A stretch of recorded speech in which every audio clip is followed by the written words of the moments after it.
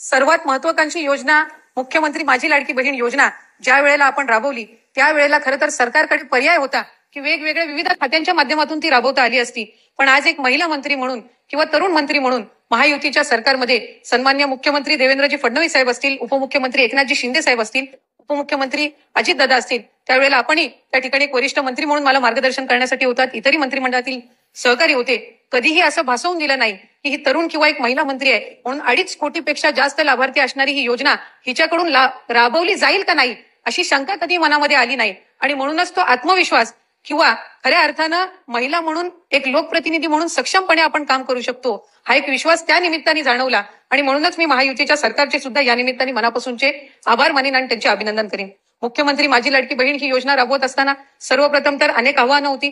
कारण महाराष्ट्र राज्य हे देशामधलं एक पहिल्या 5 मोठ्या राज्यांपैकी एक आहे.